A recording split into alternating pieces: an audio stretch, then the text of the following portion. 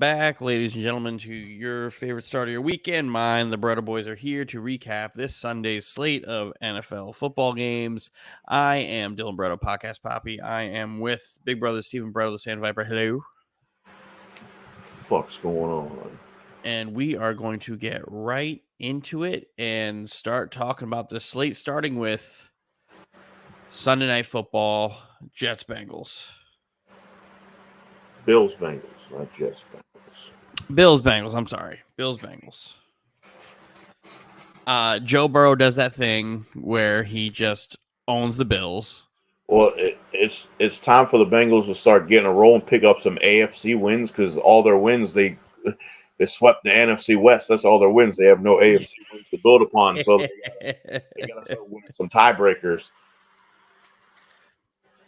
This was a good. Hey, if anybody was still doubting if Joe Burrow was back or not, Joe Burrow is back. It's fine. Yeah, the calf is fine. Yeah, they had a little heat pad on it on the sidelines. Yeah, like whatever. He was balling. He's still the difference. The difference is night and day when he couldn't move and he can move. Yeah, he had like 17 yards total in the first 4 weeks of running. And then I think today alone he had like 40. 43.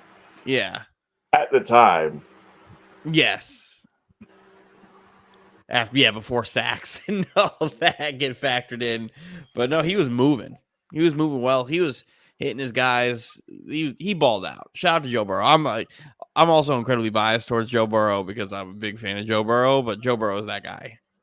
So I hope you're watching, Mike, because Joe Burrow's back. Oh, he's back. He's back, and he's coming for everything. They are rolling now. The defense, too. Lou Anarumo, always with the second half adjustments. Got them boys playing. Shout out to Gabe Davis for ruining a lot of fantasy football weeks this week, which means shout out to Josh Allen for helping ruin a lot of fantasy football games this week, because Anthony now is down 10.2 to his opponent, and all he has left is the Jets defense tomorrow. So the Jets defense, if they allow a score, Anthony loses, but if the Jets defense gets some turnovers, Anthony might win. He has to get 12. He can't get 11. He has to get 12 to win. And you know those defenses don't go decimals. It's just you get points or you lose them. So the Bills need help. They played much better game today than they have on the defensive side of the football. They got to be committed to running the football. They're in between every week on what they want to do, and it looks like Kincaid has picked up the Gabe Davis plays, and Gabe Davis doesn't know what to do. Josh Allen can't be your leading rusher. That's why they went in. How's it going? Thanks for stopping by. Yeah, you bring in Leonard Fournette. Obviously, you brought him in a few days ago. You're not going to be like using him a ton, but even still, you run 8 times with your running backs and 8 times with your quarterback, and you can't just keep doing this to Josh Allen. You really just can't. Shoulder. When you run with running quarterbacks, they always tend to not finish the year. And especially when the throwing shoulders hurt. And if you get pressure on them, because the Bills line tends to give up some pressure. It's not saying the Bengals don't have good pass rushers or anything here, but he's coming into a tough stretch of that schedule in Buffalo where, yeah, you get the Broncos, but you get the Jets again, then the Eagles, the Chiefs, the Cowboys, the Chargers, Patriots, and Dolphins. Like, you have a stretch there where you have good pass rushers that can get to him. So I'm not sure when it's going to click, because sometimes they decide they're going to run the football and sometimes they don't. And they're constantly in the in-between. And they need to find that. They also need to get that slot wide receiver going. They need to figure out how to get Gabe Davis going. If if you can make the Kincaid thing work, then Gabe Davis has to be your third option, right? And then the whole when Dawson Knox comes back as well. So Buffalo is in like a limbo because with a Jets win, the Bills are in third place in the division. Well, as of right now, they're in third place in the division, but they also have a late bye week, week 13. Yeah, and by tiebreakers, we win that. So they need to figure that out because if they go in and then they have us again, and the same thing happens where the Jets have the Bills' number when it comes to just beating up Josh Allen and making him do stupid things, they can be in a really tough spot when it comes to that back half of the schedule. Because again, Philly, Dallas, Miami again, Kansas City. I don't know how they're gonna figure it out. But then you have Cincinnati, who is getting hot at the right time because they're going into a pretty beefy portion of the schedule too. And you're gonna need Burrow at his best. You need Burrow at his best because Houston's not a gimme, and that Ravens team is physical. Mm-hmm. And the Bengals and Ravens always punch each other in the mouth. Always going to punch each other in the mouth. So they got a tough one. In the Steel and TJ Watt owns Joe Burrow. On top of that, so they had a tough little 4-game stretch here. But let's keep moving. Let's go to Thursday night, where Mike says he found himself a quarterback. Yeah, the Tennessee Titans have found themselves a quarterback. After 2 games, you have to give them. They have a quarterback. Way better than Tannehill. He's way better than Tannehill. I did not think he played well. No, he didn't play well, but there were some, he throws a good deep ball. That he does. What he does, you know what he does? He targets DeAndre Hopkins. That's what you need to do. Yes. He force feed the guy the ball. But That's also kind of what guys need to do. They also need to get Derrick Henry going at like 17 touches. No, you got to help the kid out. It's a close game. It's not like you're down 30 points. Pittsburgh ain't putting up no fucking 30s. And this is a game. So I didn't watch all of this game, Steven. And the reason why I didn't watch all of this game was because there was a stretch in that second quarter where there was nothing but penalties and injuries on back-to-back like sequences, which caused too many timeouts, and I fell asleep. Not many times do I find myself falling asleep during a football game. This was one of those games where the pace was so bad, and there was a penalty every other play, and all these injuries. The Steelers' offense is so fucking boring. They win the game that they get outgained. They get outgained, but they win. Like, Jalen Warren showing why he should be running back number 1. Najee Harris, if he hasn't lost a job, he needs to lose a job and get out carried. Oh, yes, he did good. He did okay this game, but Warren. You know, the thing about Najee Harris is he does too much fucking dancing. But run your big ass downfield. Just run downhill. Yeah, he never hits he tries to do the Le'Veon Bell thing, which is you get the ball, you take a step or two, you look around, patience, go. He couldn't see a hole in Swiss cheese, so it wouldn't fucking matter. He's got Trent Richardson vision when it comes to these fucking holes. So I don't know what he's doing. 5 yards free. Nobody one time, not in this game, but in his career, it was like, they showed a picture of it. It was like, would you believe that he never got this first down? He got 5 yards if you go straight and just dancing. Like, what are you doing? You're not the dancer. It's crazy because if you watch how Najee runs the ball, and then we're just going to use Breece Hall as an example, where Breece Hall runs the ball. Breece Hall tries to do the dance thing, and he'll get some yards, whatever. He'll do the typical thing Najee does where he fucking just doesn't get anything. But then there's sometimes where Breece Hall hits the hole at 90 miles an hour, and those are the runs where he's usually gone for 50. Najee doesn't hit a hole like that. Because Jalen Warren needs to be more involved in the offense. When he's in there, he gets carries. He moves the chains. Plus, he can catch too. Especially when Matt Canada wants to throw all these short passes behind the line of scrimmage. Fucking Matt Canada. Matt Canada, undefeated, calling plays on the sideline. I think he was down there. Tomlin's like, no, you got to come down here and feel this heat. I ain't about to hear this.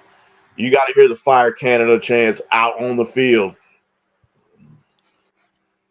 Shout out to Deontay Johnson, catching his first touchdown pass in what seems like his whole career. But in real actually, it's been what, 2020, 2021? They have weapons. Like, freaking, they got George Pickens, who, like, they don't want George Pickens is fucking stupid. Yes, he's stupid, but he also doesn't get targeted. No, but you are correct. That touchdown pass where he just couldn't figure out a way to get his other foot down, where he literally, that second step was almost like 5 feet. You had to have tried to step out of bounds on that play. They also have Allen Robinson on this fucking team. You forget he's fucking there. Like, what are you doing? Matt Canada is terrible, man. It's like Matt Canada either hates Kenny Pickett or Kenny Pickett hates Matt Canada. One of them is going to have to go eventually. Like, there's no reason this offense cannot freaking move down the field. And if Kenny Pickett doesn't hate him, Boswell, the kicker, hates him. Oh, yeah. Because this game was a shit show. The Titans found their guy, for now at least. Who do the Titans have next? Titans have the Buccaneers next, so let's see how well Will Levis plays there, because it looks like we got the really good Will Levis game to start his career, the decent to Will Levis game in game 2. Now he's facing another good defense. Oh, he's got to go up against TJ Watt. Ain't nobody blocking. All right, fuck you, James. Nobody blocking, but you go into Tampa or you go up against Tampa and you see how it goes against another good defense. And hopefully for Mike's sake, they figured it out, because Mike's other team also is fucking dog shit, miserable right now. Let's go. You can't. There's no. I know. You got to. What do you want to root? Right now, he's hot back on the Titans team. The Giants game, I don't think Mike's going to rep the Giants at all for the rest of the year. Giants were going to end up with like 5 wins. If that. Now, we'll get there, but now it looks like they'll just be stuck with where they're at. Let's fly to Germany. Dolphins, Chiefs. The Miami Dolphins, as you said earlier in our group chat, Miami Dolphins are the bad good team. You have the good teams where they beat other good teams. They're the good bad team. And then they're the good bad team where they beat up on the bad teams but lose to all the good teams.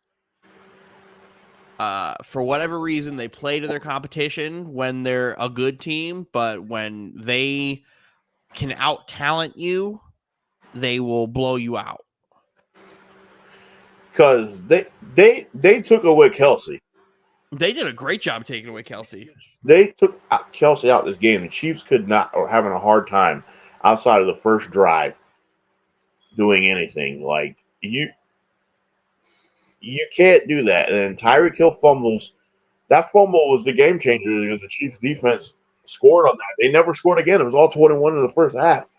They could not move. You take away Kelsey, you take away the fucking Chiefs offense. Interesting. They did exactly that, but that fumble play by Tyreek was a great play by the defense. A great play by the defense. They got to him the second he got the catch and were able to get it out. And then the awareness of, oh, I'm going down. I'm going to toss to homeboy running full speed down the sideline. It was unbelievable to see. The Chiefs' defense is legit. You shit on it earlier in the year. 24 points is the most points they've given up in the game so far, and they have not fucking. I would just like to say the New York Jets put up more points against the Chiefs than the greatest show on turf. Because the Chiefs did pressure offense. Miami's offensive line sucks. It's terrible. And go ahead. We are not gonna let you beat us deep. Go ahead, and we're gonna take away the middle. Yeah, they did. That was my next point. They did a great job of making sure Tyreek and these guys couldn't blow the top off, but they played the way Philly played them, which was playing for the anticipation where Tyreek was going to be and not where he was. And that gave them time to get to Tua. That gave them just enough time to get to Tua. Where the last 5 minutes of that game or so, or that last Miami drive, if I'm a Miami Dolphins fan, is infuriating to watch on two separate occasions, 2 touchdowns, but noodle arm Tua. Cedric Wilson. Oh well, Cedric Wilson had the first touchdown, and that ball went nowhere. That ball barely went by the first down marker, and Cedric Wilson was already in the end zone.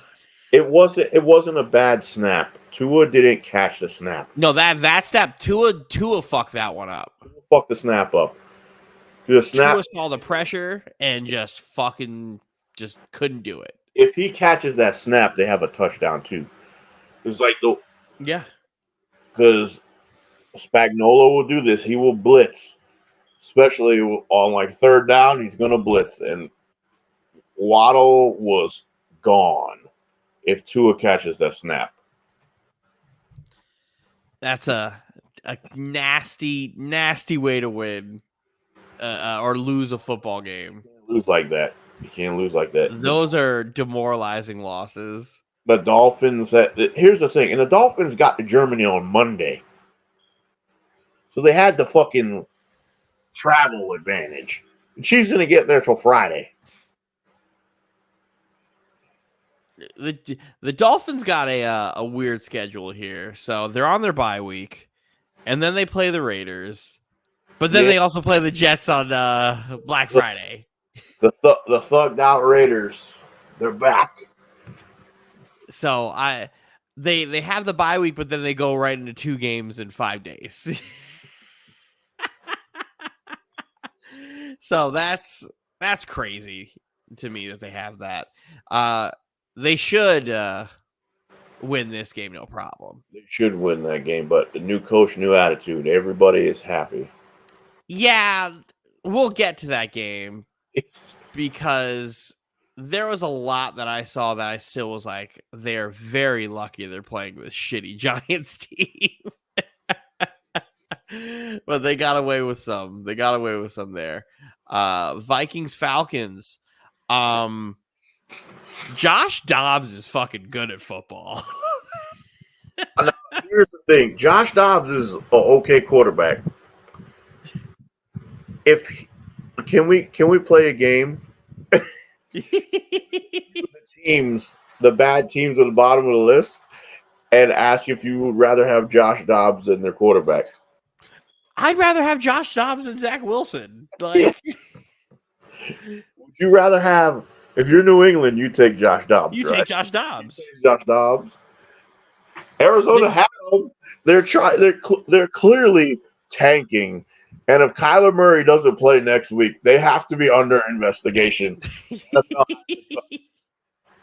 Or he's got to get put back on IR. Because he got benched after they made him third string.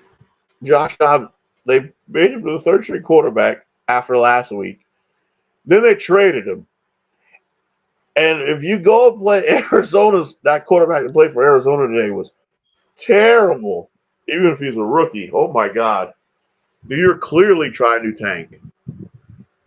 That organization went from being fake competitive to being just awful. Josh Dobbs had no clue when the rookie Jaron Hall was he on that drive he was playing good on that drive. He was playing pretty well. He was moving well. Then he didn't remember his name. Yeah. And when he got injured and he was laying down on the field, Josh Dobbs had the whole offensive line on the sideline, and he's trying to teach him his cadence because he literally just got there. Didn't know the name of anybody. He got there Wednesday. He didn't really even practice. You don't know the fuck he plays. He had a play sheet that he knew that they installed when he got there, and they were just running the same variation of those or different variations of these same plays that he already knew when he got there, and he was making it work. Shout out to Cam Akers, who on one of these Josh Dobbs plays where he ran back for like 20-something yards, was able to get back to the line of scrimmage and get the first down on like 3rd and 10. And here comes Cam Akers like a fucking missile to just go, lay out one of the linebackers to allow Dobbs to get the first. And then the Vikings and Jets have the same problem. And then Cam Akers tore his Achilles later on in the game. That's his second Achilles tear in his career. His career is over. Like, you got to come back from 2. I don't know if it's the same one or not, but now, if the Falcons don't win their division, they have to move on from Arthur Smith. This is a fucking travesty. All day today, Steven, I was hitting the podcast group chat. And I'm like, Arthur Smith is committing war crimes. He is committing war crimes. How are the Falcons owners and GMs not firing him? Because they were in first place technically before this game started. You have to consider firing him. He does not know how to call pass plays. You cannot convince me that he doesn't know how to design pass plays. You got to get your first round picks the ball. Eventually, Arthur Blank is like, what the fuck are we drafting these guys in the first round for if we're not going to fucking use them? Now, I know Drake London was hurt and he didn't play today, but they get to the goal line and it's first and goal at the 1. So you have 3 tries. Guess how many times he gave the ball to Bijan Robinson? 0. So, and then you run again. This is the second time you've tried this and it's been unsuccessful. A jet sweep with Jonnu Smith that doesn't fucking work. Just run the fucking ball when you're on the 1 yard line. You have Bijan Robinson. You're gonna get a little fucking Taylor Heineke killed out there, and because then they get they also on the goal line. They call a tight end screen to Jonnu Smith. Doesn't work. In the red zone, and like the fucking 5 yard line, like you have Kyle Pitts run it with him. Now later on in the game, they do that same tight end screen that Jonnu Smith runs for like 70 yards. But other than that, when he gets inside the red zone, he's like, Bijan, get on the bench. Bijan go on the bench, and his play calling sheet shrinks to 4 plays. I don't understand this. If I'm a Falcons fan, if you're not calling for Arthur Smith's job, you're not being a good fan. You don't want your team to do well. Because what he's doing with this gentleman here and Bijan Robinson and this gentleman right here, Kyle Pitts, war crimes. I've seen people killed for less. Like, this is ridiculous. He's like, I feel bad for fantasy owners of Bijan. He's like, let me give Algier, you, and we're going to give the ball to Jonnu Smith and Mac Hollins. Like, what Unreal. are you? Eventually, now we talked about this last week when the Kirk Cousins injury happened, and we're talking about the Vikings' schedule. This part of their schedule where they can make a run, and now Josh Dobbs he's gonna get more familiar with the offense. And Jefferson's coming back. JJ, I think, is eligible to come back. Vikings might fuck around. The Vikings might fuck around. Vikings might fuck around, and Justin Jefferson might be like, "Hold up, now." We won. Guess what? They're 5-4 now. They had no hope. Justin Jefferson probably going to come back, and they got 4 winnable games in a row. They're playing the Saints. That's still the Saints team. Dog shit. Their defense ain't what they're supposed to be. And their defense is old. They're going to play the Broncos, the Bears, and the Raiders. That's 4 winnable games. If they could leave this stretch, they won this game. If they can go 4-1 or 3-2 in the stretch, they'll be sitting good by the time they hit Cincinnati.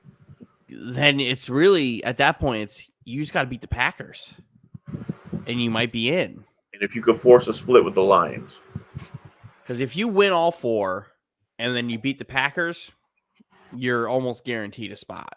Because out of okay, you want to do this time to do this. We're getting there. The playoff picture. Mm-hmm. With the Eagles in, we could put the Lions in. Put the Cowboys in. Put the Cowboys in. I'll put Seahawks and 49ers in. That's 5. The 2 spots. This 6 and 7 seed. I don't know. Grabs. Figure that out. This could be Vikings, because I'll put Seattle and San Fran in there. That's 5. So you got what? NFC South winner. so that's 7. Yeah. The NFC South winner is going to be in there. So that's 6. So that 7th seed is going to be rough. It's literally the Vikings and whoever else. You could look at the Commanders to be fair. You could really look at the Commanders to be that team, or whatever happens. Tiebreaker on Falcons right now, so the Falcons would be out if they ended up with an identical record, because the NFC South, the winner of that's going to 8 teams. There's 8 teams in the playoffs, right? 7. Oh yeah. 4 division winners and 3 wild cards. Yeah, so it would be the Vikings. The Vikings would be the 7th team. Against 7 seed right now, and they got the Commies and Falcons right now behind them. That's the only other team I could think really giving a chance would be Tampa. If Tampa could figure out the rest of this stuff, I think Tampa could try to squeeze in. I think Tampa is at where we thought they would be in the beginning before the season started. And Tampa's got outside of this Niners game, their whole schedule is very favorable outside of the Niners and the Falcons. I mean the Jaguars. So we could be saying the Buccaneers can be in that conversation too in about 4 weeks or so. But we'll get there when we get there. Bears Saints. Badgett had parts of this game where he looked like he was really good. And then he had the other parts where it's like, oh my God, this guy fucking stinks. He threw some of the nastiest interceptions I've ever seen. And he also had it was like running around on the Saints. I'm like, what are the Saints defense doing? When he was running around, I was really close to texting you, just be like, at what point do you think about just keep rolling with Badgett instead of Fields? And then he started doing that thing where he started throwing interceptions. I'm like, never mind, let's put that one in the back pocket. Because, man. And that's right. Like Anthony was texting, like after Badgett threw a touchdown, he goes, "Oh, this Badgett guy is playing really well." I'm like, he's really good. I was like, "No, the fuck, he's not." Made that play. It's not like fucking that first touchdown to Komet just made the play. I'm like, oh wow, because That was a great catch. That was a big boy play. He just made that play. I'm like, that wasn't really a good throw. But the Saints are dying to give the game away. And here's something. Derek Carr is a car accident waiting to happen. All right. He's continuously just throwing. He will not throw deep anymore. He's throwing just checkdowns. The Saints team is nothing but checkdowns. Yeah, they're in need of a quarterback. They are in need of a quarterback, and they're going to fuck around and win too many games. And they're locked into Derek Carr for a while. I don't think Dennis Allen and the coaching staff is really helping. No. Because I do not like the play calling that they get. But maybe they can get a different coordinator. Hill should not outcarry Alvin Kamara. Maybe they should get a guy like John Gruden to come and join that offensive staff. John Gruden might be the head coach of the Saints next year. Listen, I've only seen one guy do really well with John Gruden. And it's Derek Carr. Derek Carr and John Gruden just work. I've seen Rich Gannon. I was too young to see Rich Gannon. Brad Johnson. I was too young to see Brad Johnson. With the Raiders, he was good. Yeah. I'm saying not John Gruden being good. Derek Carr is only really good with Gruden. And if you're Dennis Allen, you got to really think about bringing in Gruden to just be that guy, just run Spider 2Y banana a ton and just let Derek Carr ball out. Because, you can say what you want about Henry Ruggs. He was murdering people in real life, but he was murdering people on the field too. He was having a good season that year until that happened. And Gruden would get Olave that same respect. Yeah. And the same balls. Olave, we got it. Come on, man. We saw what he did last year. You saw what Olave did last year with Jameis Winston and Andy Dalton. Mm-hmm. Derek Carr's better than both of those guys. Technically better than them. So what are we doing here? It's not hard to figure out. My favorite thing is seeing the meme of Jameis Winston on the sideline, like being very animated about something. It's just like whenever Derek Carr throws an interception, it's just Jameis Winston throwing a fit on the sideline. But when I do it, it's a problem.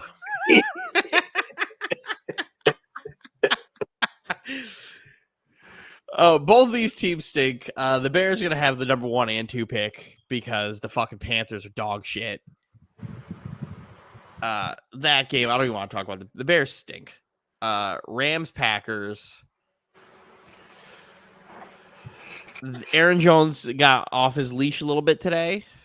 Yeah, and that's how the Packers are going to win football games. Well, here's also the other thing is you need to give Aaron Jones the ball early, often, whenever. He needs to run the ball. He needs to get like 30 touches. Give him the ball 30 fucking times. Running, receiving, get him the ball. Play calling again. And the receivers are not – people are going to shit on Jordan Love, but his receivers are failing him.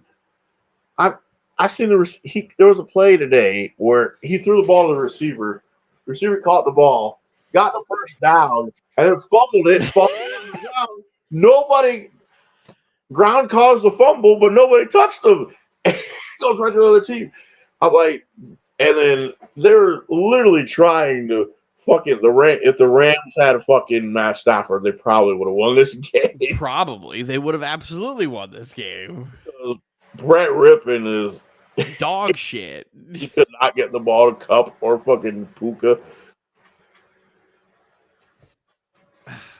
The Packers' identity needs to just be wherever Aaron Jones is, that's it.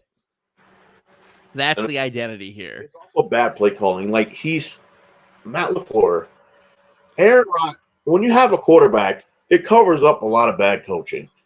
And I've been telling people for years that Matt LaFleur is a terrible coach.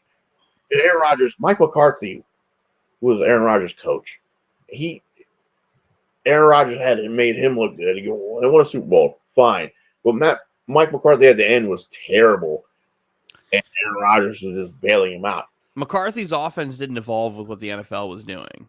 Yeah, with Rodgers. So Rodgers' problem with LaFleur was he hated the play calling. That's why Rodgers always had 2 play calls. And then he would pick from what he wanted because LaFleur tries to do too much motion. And also, granted, like you have to have motion in your offense now to help guys get open who can't do it by themselves, right? yeah. You have to set the illusion. You have to, you have to help every these plays develop. There's long developing plays that they just call like this Rams secondary is Swiss cheese. Everybody like there's no reason that one of these and the receivers they're not really helping Jordan Love out neither. Because how does not one of these receivers tear up the Rams where the Rams been giving up points to receivers for like the whole year? And they held basically Watson, Dobbs in check. They need a receiver. They need a better play caller. This Packers team, we said this last week. They're in desperate need of an identity, and the floor play calling isn't going to do anybody any favors. And again, Jordan Love's not bad. He looks a lot worse because the play calling and the receiver help is kind of fucking bad. They do a lot. It's not even that. It's like they also get in their own way. Terrible penalty. Okay, now let me bring this up. They ran the tush push 3 times in this game. You want me to tell you how all 3 of them went? The first time they went for tush push, the right guard was offsides. Yep. The second time they went for a tush push, the right guard was offsides again. They called it twice. The third time they finally got it. I saw quite a few failed tush pushes today. All these people complaining that the tush push is unfair and it doesn't work, or we can't be stopped. Run it better, because nobody else does it as good as Philly. Nobody else does it as good as Philly. Run it better. I watched Micah Parsons on a tush push get carried for 3 yards to the tush push, just riding the line. He tried jumping over and he just sat there, just getting moved.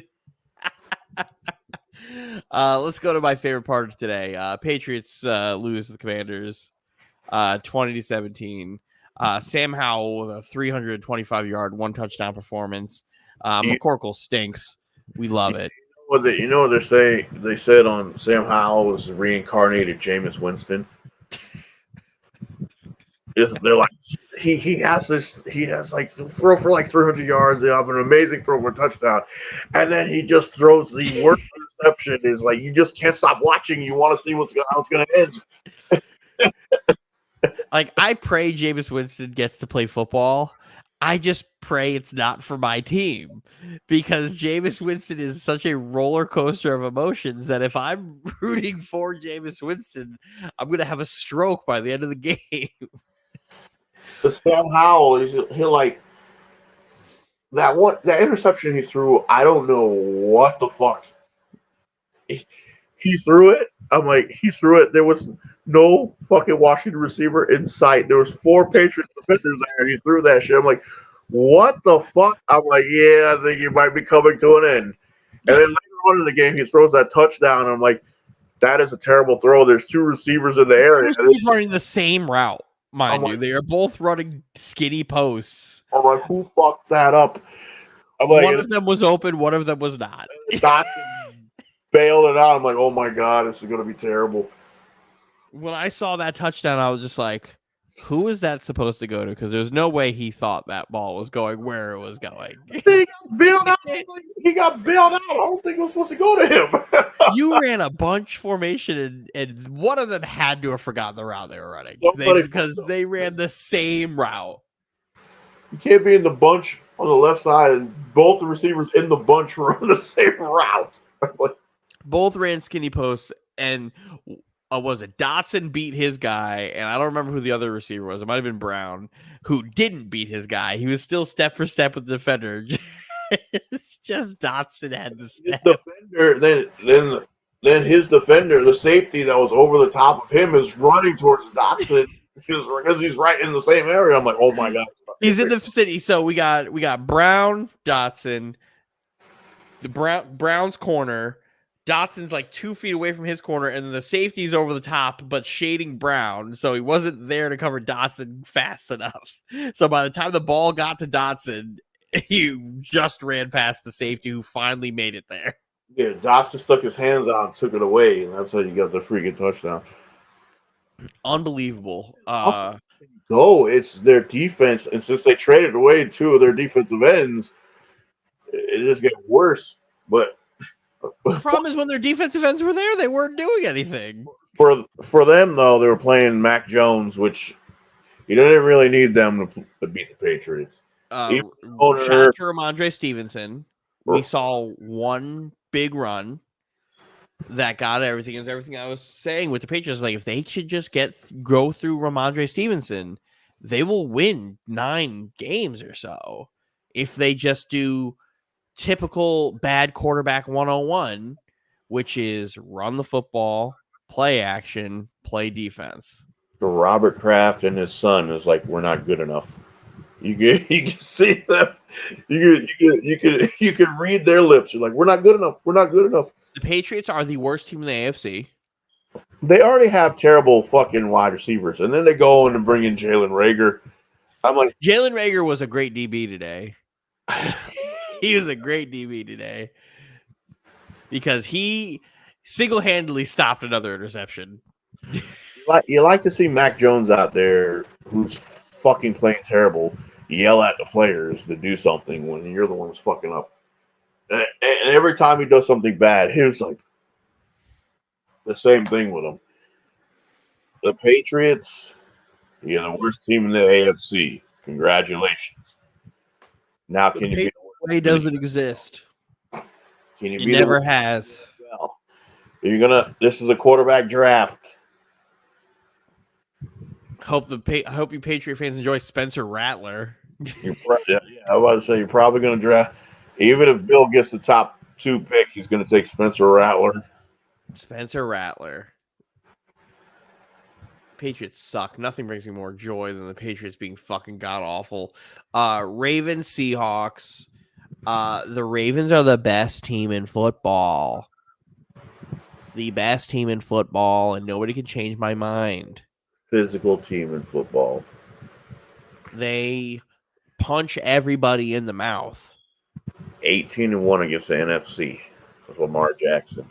They punch everybody in the mouth. They didn't have to do anything today because they had almost 300 yards rushing. Gus Edwards, the touchdown merchant. That's my favorite internet meme right now. Is Gus Edwards is dog shit, but the second he gets on within the 3-yard line, he's gonna get that touchdown. Because all they do is all the work is done by Lamar, Andrews, and all these other guys. They get inside the 5. It's Gus Edwards time. That's teams. This is not science. When you get into the red zone, when you get in the 5-yard line, you run the ball. Gus Edwards time. If you have problems scoring in the red zone, because you're throwing all the time, I bet. You want to know what team that does really well in the red zone? The Detroit Lions. Do you know what the Detroit Lions do more than any other team in the NFL in the red zone? Ball. They run the fucking football. Run the ball in the red zone and run the ball under center. You got to get the lineman moving and then the freaking running back in stride. The Gus Edwards didn't even. He really was good. He does today. nothing. He does nothing but just gets a couple carries in the red zone. He had like a long landed like a freaking 30-yard run earlier today, and then the other running back, one that got his shot, Mitchell. Yeah, he had a long ass run. They were just running. It didn't matter. Justice Hill came in there. He was running all over the place. Lamar even had some runs. He didn't have to throw. He threw the ball 26 times, 21 for 26, 187 yards, no touchdowns, no nothing, but everybody got theirs. Seattle's defense when they lose, they get out physical on their defense. It's like, oh, yeah, they don't have those guys, and they around. just got Leonard Williams in, and they're gonna find out real quick that Leonard Williams really isn't that guy on that front. They get pushed around too easily. That freaking Ravens O line was pushing them all over the place. And then the defense is really good. That's the most consistent team in football. Let's go to Texans Bucks, where we got to witness this man, CJ Stroud, ball the fuck out. And before we continue, we were talking about, we're like, oh, CJ Stroud's the best quarterback in this draft. Mike wanted his credit. We're like, yep, no, he's been the best quarterback in this draft. Absolutely. Here comes Anthony. No, he's not the best rookie quarterback in this draft. Because I was like, you're going to sit here and tell me Aiden O'Connell is the best rookie quarterback in this draft? He goes, no, yes, that's exactly what I'm going to do. We're going to figure, and he's going to show it today that he's the best rookie quarterback in this draft. I'm like, what are we doing? CJ Stroud not only is the best rookie quarterback of the draft, but he's also a top 10 quarterback in football right now. You have me. It wasn't on pocket. I text you going into the draft. I'm like, CJ Stroud's the best quarterback of this draft. He should be the number one pick. I'm like, CJ Stroud is the number one pick. Going into the draft, he's getting hammered and shit on for this stupid ass fucking test. And he even said, oh, that test? I don't do good on tests. I do good on the field. You saw it at Ohio State. Sometimes you just have to watch the tape. Fuck these tests. Fuck these fucking combine warriors that only do good at the combine and they get their draft stock up. This guy did this at Ohio State. He never turned the ball over. And it shows. He was good deciphering me. Look. He beat fucking Trevor Lawrence. Clemson. He did. No, he didn't. Fields did. He was putting up points on Georgia's defense last year in the playoffs. Yes, he was. Making Georgia barely freaking scrape by. Georgia barely beat them. So we're going through. I'm telling him, I was like, he's a top 10 quarterback. I was like, you have a very strong argument that he's a top 10 quarterback right now. He's like, no, you don't. No, you don't. He goes, wait a minute. Texans have the ball with like 10 seconds left. I was like, you're about to let what happens here completely influence your decision, aren't you? And he goes, yep, I am. CJ Stroud. And he was like, you are correct. I apologize. He is that guy. I was like, what? It only took you a 470-yard, 5-touchdown performance when this guy is literally like one turnover on the year, 1,800 yards. Like, dude's balling. Here's the thing in this game: the Houston's kicker hurt his quad, so they scored a bunch of touchdowns. They had to go for 2. And they had their backup running back kickoffs, right? So they finally decide to kick a field goal because it's real close, and the running back nails it. Ice in his fucking veins. He's got ice in his veins. He got a visor on. D'Amico Ryan's like, oh. At that point, when the running back kicked the go-ahead field goal, you're probably going to lose the game. Shout out to what the fuck was that running back's name? Where the fuck is it? Let's go get it. Oh, Dare Ogunbowale. I was like, yo, shout out to him. That's not an easy thing to just go out there and do, right? Todd Bowles lost this game, right? This is shitty head coach Todd Bowles that I'm all so just comfortable with and knowing. Where that timeout that he called for no reason, really. Why are we stopping the clock there? Why are we giving Houston the chance to have the ball with more time? Why are we doing that? That's bad. It's bad. And you took away a good performance from your Buck team here. For what? Offensively, a good performance. I don't understand. I love Todd Bowles as a defensive coordinator. I think he's a very fucking good defensive coordinator. As a head coach, he's a fucking idiot. He's a stupid man. He blew it. Well, he gave the game away. It's totally his defense gave it up. They had it was like 45 seconds left.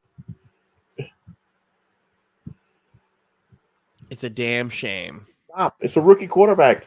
And it was a rookie record for passing yards. He had 470 yards passing, 5 touchdowns. He was unbelievable.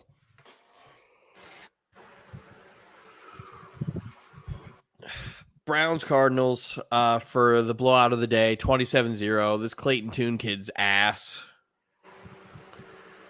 Deshaun Watson got lucky with a tip up to Amari Cooper on a great play by Cooper to track that ball. But everything about this Cardinals team screams we don't want to play real football this year. And they're obviously tanking. You can't convince nobody otherwise that they're not tanking. They brought in Dobbs to try to tank, and then they're like, man, this guy's actually too good. And now they're going to bring in Kyler Murray.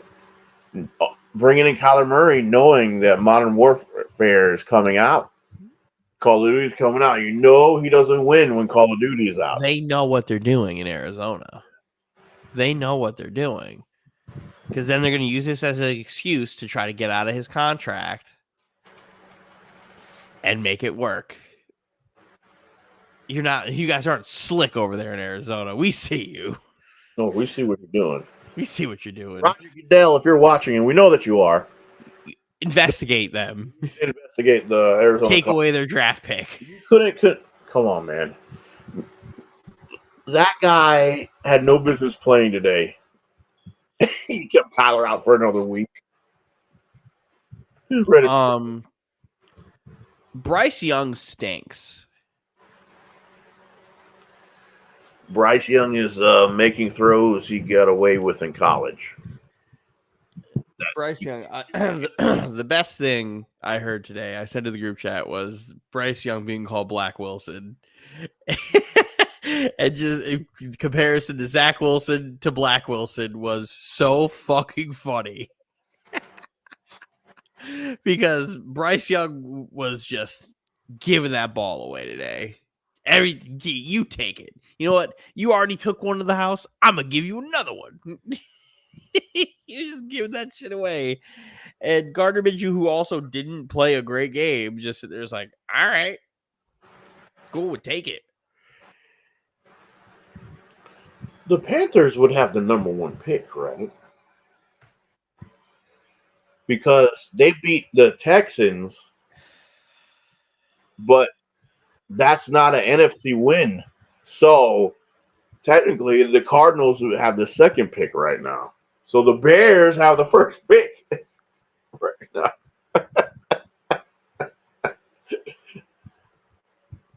This organization right here, they're fucking dumb. They are so stupid to where they thought they could just go in, you trade for this quarterback or the number 1 pick, the ability to draft the quarterback, and then you took away the number 1 weapon on that team that could probably really help said quarterback.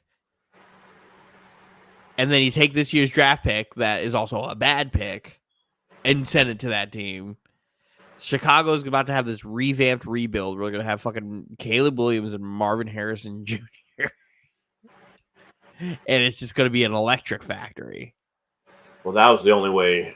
I was saying when they made that, if they're going to, if Carolina trade for the Bears for the 1st pick with the Bears, if I'm the Bears, I'm asking for freaking DJ Moore too. Yeah. Yeah, that's exactly what you're supposed to do. You got it. That's what you're supposed to do. But They're just so stupid. Bryce They're Young just so dumb. going through the rookie woes, but it's not the only. The whole team is trash. The whole. I feel bad because again, I think that defense is good. It's just they have to be on the field so fucking much because that offense can't do shit that they just get ran through. All right. So Raiders beat the Giants 30-6. Daniel Jones tears his ACL in like the second quarter. Daniel Jones already wasn't playing like great. So if Saquon Barkley in the first quarter is throwing up on the sidelines. If Josh Dobbs is on the New York Giants, I think they're a better team. They win. Yeah. They win this game. The problem is they have a quarterback who literally can't throw the football. Tommy DeVito made some absolute dog shit throws today.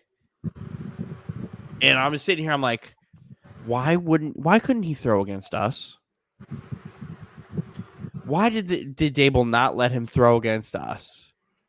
Because he was sacked like 8 times against this team. And I wonder if Dayball's probably like, I'm tired of this shit. You know what? I know Evan Neal. I wonder if he's going to pull the trigger and bench Evan Neal. Well, Evan Neal was just hurt the last couple weeks and he hasn't played. And then I think he got hurt again. Well, he committed a freaking false start penalty, and Dayball's like, what the fuck was that? Now, Dayball is going to be without his 1 and 2 quarterback for the foreseeable future. Daniel Jones is out, and Tyrod's going to be out for God knows how long. Staying towards ACL, so Daniel Jones out for the season. Matt Barkley is going to be their quarterback next week. He's a Dayball guy. Yeah. So we will see how the Matt Barkley-led Giants will handle the rest of this season going forward, because they stink. This team is all bad. All the wide receivers are bad. The defense is bad. Everything about this team is bad. I watched them fall for the worst end around I've seen, because they have Jacoby Myers is the one who's on the end around, and he starts off the play just pointing. And the second I said that, I was like, Jacoby Myers is about to go on a fucking end around. I literally sit there looking at GDS. I was like, this dude's really about to go like in motion and get the ball. She goes, what do you mean? I was like, just watch. Antonio Pierce got the Raiders thugged out again. Even fucking Mark Davis cut his hair. He's fucking ready to go. They were smoking cigars in the locker room. Got rid of that fucking bowl. He got them hard again. He got lit. We're gonna fucking do this shit. Let's fucking go. They got the team. The team is so happy that they did not have fucking Josh McDaniels no more, who's ruining. Mark Davis firing Josh McDaniels, and freaking Mark Davis is going to the players. I'm sorry I hired this piece of shit. You know why it doesn't work? You can't be an asshole. You can't coach like Belichick and not be Belichick and not be in New England. That shit doesn't work. That's why dude gets fired from Miami trying to act like him, and Josh McDaniels being an asshole acting like him. So, and the rumor, Matt Patricia getting fired, all these guys who go, Joe Judge, all these Patriot assistants that get hired get fired. Yeah, and they try to act. That shit only works in one place. You can't bring that shit up. No, they don't want to do that shit. Look, they're having fucking fun. They're fucking celebrating. And they had a freaking team meeting before the freaking before they fired McDaniels, before that Monday night game, and Antonio Pierce speaking. It's like, yeah, he explaining when he was playing with the Giants, like, oh, and we thought we could beat the Patriots, blah, blah, blah, and getting the team all fired up. And Josh McDaniels is like, don't ever talk about the Patriots like that. The players didn't like that shit. They did what you're supposed to do, right? You use your weapons. Granted, Devontae Adams still just doesn't get the football, but they won. So he'll get over that. But they protected Aiden O'Connell. They did a great job protecting Aiden O'Connell today. He didn't. he made a big play, and Anthony came out immediately. Goes, "That's my fucking quarterback." I'm like, he's like, he played a great game today. I was like, he didn't win you the game nor lose you the game. He did nothing but exist today. But the person who should be like you should be thanking is Josh Jacobs, because Antonio Pierce was very clear that there's going to be a lot of Josh Jacobs and there's going to be a lot of Devontae Adams. One of those things was true. There was a lot of Josh Jacobs. And if you want to protect your quarterback and you want to make sure the young kid gets protected and is comfortable in the NFL, you run the football and you run play action. It's what the Titans have been doing with Tannehill the entire time he's been there. It's what the Jets did with Mark Sanchez. It's what every quarterback or every team does when you have a quarterback you're not really sure about, or you don't, or you know isn't that great. Fucking pound the rock, play defense, and keep it pushing. Rock, get the safety up there, and then make easier throws for your quarterback to make. This defense is Favre from Super Troopers to make. Like,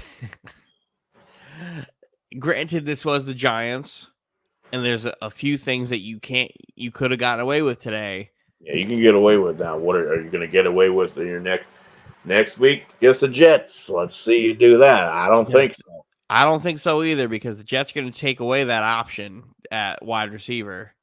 So it's Josh, but the one thing, the Jets' run defense isn't very good, but that's because of the preparation. They get beat when they don't expect it. Like the Chiefs got a bunch of rushing yards. When do the Chiefs run the football? Right? All the teams that get a lot of yards aren't supposed to be getting those yards.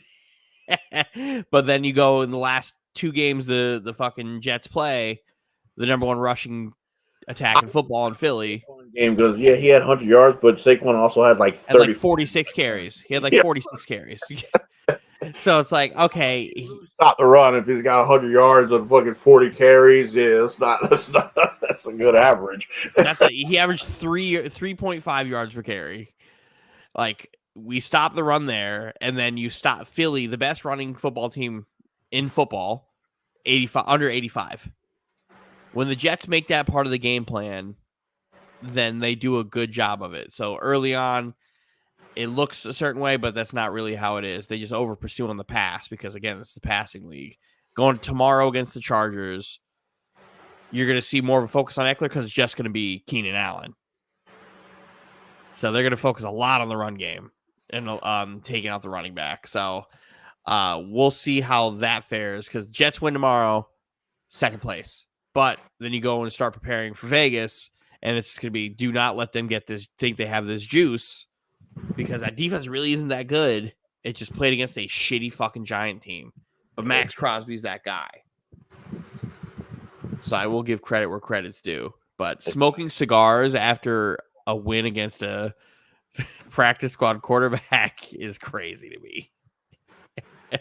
Because that's what they were doing. Go ahead, Steven. Go and talk your shit about this game. This game is one of those games where, like, offensively, the Cowboys, like, Dak is playing right now like how he played before he got that big injury. Mm-hmm. Throwing the rock, where he basically lost his foot. But the officials in this game refusing to call penalties on the Eagles offensive line when there's like 4 holding calls that were egregious that they refused to call. And then a bogus pass interference penalty on Gilmore. It was like 15, and the ball was overthrown, so it's not even a catchable ball. A.J. Brown gave up on the route, and they still called a pass interference on it. So then they throw a flag for hands to the face. The Philadelphia Eagles hands to the face on freaking Michael Gallup, and then they wave the flag off. So wait a minute, what are we doing here? And it's obvious. There's other replay, hands to the face. They threw the flag for hands to the face, and then they waved it off. It doesn't make any sense. But the key to this game was in the second quarter with 2 minutes left, a little less than 2 minutes left. The Cowboys are driving, and it's a third down, and Michael Gallup drops a fucking first down. So instead of scoring a touchdown on that drive, they had to settle for 3. And then that's the difference in the game, is one drop pass from Michael Gallup. I don't know why he's on the field. And another thing, when they come out with 3 receivers to the left and one to the right, why is CeeDee Lamb or Brandon Cooks not the one receiver to the right by themselves? Why do they constantly put that's all the coaches? Why are they putting Jalen Tolbert by himself? And why are they throwing the ball to Jalen Tolbert on money downs? All I'll say is I didn't watch a lot of this game. But that last sack that Dak took, where he was already on his way down and homeboy came and elbowed him in the head as he's on his way down, is unnecessary roughness. Like, that is roughing the passer. Yeah, if it's a headshot, it's supposed to be roughing the passer. Headshot is immediate roughing the passer. Like, I don't know how that got ignored. And Dak literally got up and was like, and then had to immediately get everybody over there to spike it. But that false start after they're going to play 2 more times. They're going to play each other 2 more times. That last drive was so stupid because the Eagles had a few those penalties and all that stuff. They get there, then they have the encroachment, and they get the 5, so it's 1st and 5, and then immediately the next play, false start, so you get the 5 back, and then the next play is a sack, and then the next play is a sack, and it's just like, what the fuck? And then, Mike McCarthy's got to take points. He's got to take points. There's a couple that one freaking touchdown they called no touchdown, even though the guy was being tackled before the ball got there, and they didn't call no freaking pass interference. You could have took points there. Somebody else has got to beat this Eagles team besides the Jets. Well, they're entering the toughest part of their schedule. Yes, they are. Chiefs, Bills, Niners, Cowboys, Seahawks. That's a tough stretch. So the Bills, I don't know. Because the thing about it is, it's not the Eagles' defense can't stop nobody. That's the thing. They can stop the run. They can't stop the pass. But none of these teams are going to be facing, besides the Niners, run the football a ton. They should have traded Michael Gallup in the 1st round pick to Denver for Patrick Surtain. Because, like, the Eagles just win games. It's not they just win no matter, like, games they shouldn't win, they win. Plain and simple. Right, but that's the tale of a good team, though. You pull it out. Yeah, but how long is that going to last? It's not like they're freaking dominating teams. They're just barely scraping by. No, they're not as good as they were last year. That's for sure. Because last year, I really felt like there was no team that could beat them for a while. There was a good stretch where I was like, this Eagles team is ridiculous. The schedule they had last year was easy, and then the road to the Super Bowl wasn't exactly difficult. Because they had the Giants, they had the Niners without a quarterback. No quarterbacks. So they had a easier stretch to get there. And then when they finally met a tough team, they lost. And both those teams are going to have a bye week going to face each other. So we will see. Jets Chargers tomorrow. I'm obviously going with the Jets to win that game. I think the strength of the Jets is the Jets too. I think Kellen Moore does not do good against Salah or D'Amico Ryan's defenses, play calling wise, especially since Keenan Allen is the only one you really got to worry about. Austin Eckler, Kellen Moore's not going to be committed to running the ball. Mm-mm. He runs the I don't think ball. so. He runs the ball when you want them to pass it. He passes the ball when you want him to run. True. I've been through the Kellen Moore cycle. I know what he does. I can tell you. I think the Jets are just going to do that thing where they know they're not going to commit to the run, and Herbert's going to have a long day because that offensive line isn't great. The only thing is just the Jets' offense. It'll be the Herbert haters will be in. They'll be loud tomorrow. They'll be loud tomorrow. They're going to be real loud tomorrow, and it's going to be more about Herbert stinks and not how good the Jets' defense actually is. The Jets. Because the Jets win that game, they'll be in first place. But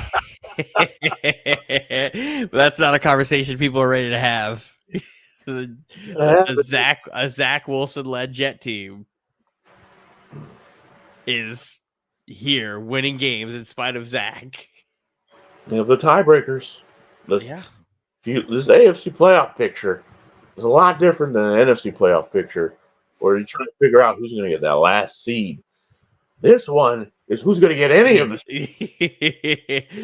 who's gonna plant this tree? Yeah, because right now it's the Ravens and the Chiefs.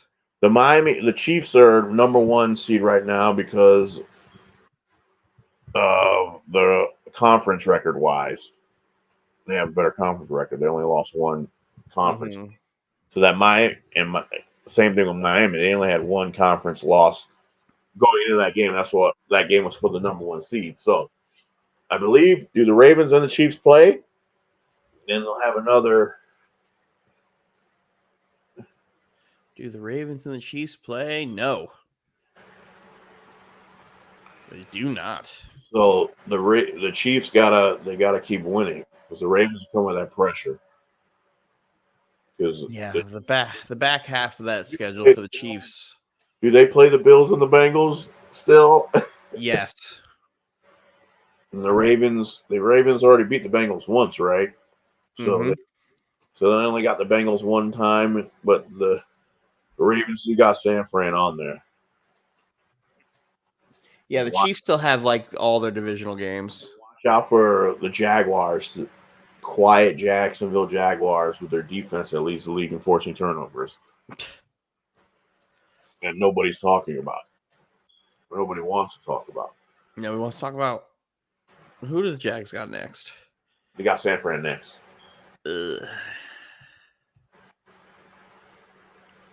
Yeah, they do. Boy. It's not and then we got the Stink Bowl on Thursday. Panthers Bears. Oh wow. Yeah. The Bears get a tie. The Bears have incentives to win that game. Because that's their pick. Yeah. That pick. Or a tie. Let them get the tie. Oh wow.